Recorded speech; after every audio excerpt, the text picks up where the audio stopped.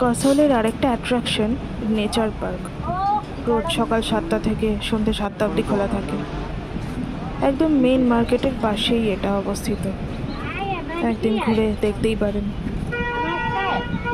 Main মার্কেটের video আগের দিন দেখিয়েছি, ঠিক তার পাশেই। যে কাউকে জিজ্ঞেস করলেই বলে দেবে। ভেতরটা খুব সুন্দর করে সাজানো, পরিষ্কার পরিচ্ছন্ন একটা পার্ক। এখানে কেউ অযথা প্লাস্টিক ফেলে রাখবেন না। চিপস চকলেট খেয়ে অনেক ডাস্টবিন রয়েছে, সেখানে ফেলবেন।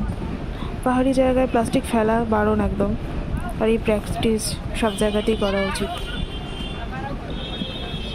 ভেতরটা বাচ্চাদের জন্য খুব সুন্দর করে সাজানো, অনেক রাইড রয়েছে বাচ্চাদের জন্য, খুব ভালো লাগবে বাচ্চাদের।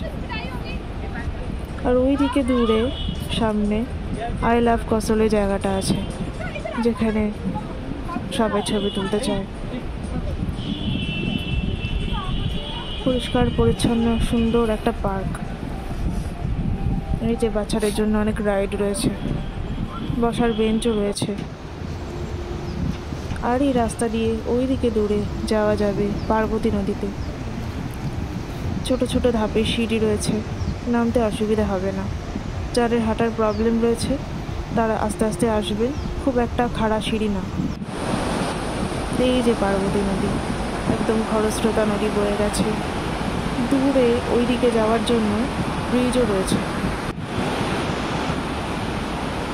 ওই দিকটা চালাল গ্রাম, ওদিকটা যাওয়ার ব্রিজ রয়েছে দেখতে। বেশ সুন্দর নিরিবিলি পার্ক, ভালো লাগবে দেখতে। অনেক রকম ফটোগ্রাফি ভিডিওগ্রাফি করতে পারবেন। অনেক রকম স্পিসিসের গাছ রয়েছে এখানে, সেগুলো দেখতে পারবেন। অনেক মাইনকোন কুড়াতে পারবেন, যাদের খুব ভালো লাগে এসব কালেক্ট করতে। আমি তো প্রচুর করিয়েছি, দেখাবো সেসব ভিডিও। আর সৌরভস ডায়েরি সাবস্ক্রাইব করবেন, লাইক করবেন। আর যদি মনে হয় ভালো লাগছে, উপকার হচ্ছে দেখে, তো সবার মধ্যে শেয়ার করে দেবেন। দারুণ লেগেছে এই পার্কটা। আপনাদের কেমন লাগলো কমেন্ট করে অবশ্যই বলবেন। দেখুন বাচ্চাদের জন্য কত রকম রাইড রয়েছে। পার্কটা খুব একটা বড় না, একটু ছোট, কিন্তু ছোটোর মধ্যেও ভালো। বেশ অনেকক্ষণ বসে আড্ডা দেওয়া যাবে, ছবি তোলা যাবে। বাচ্চারা তো খুবই এনজয় করবে।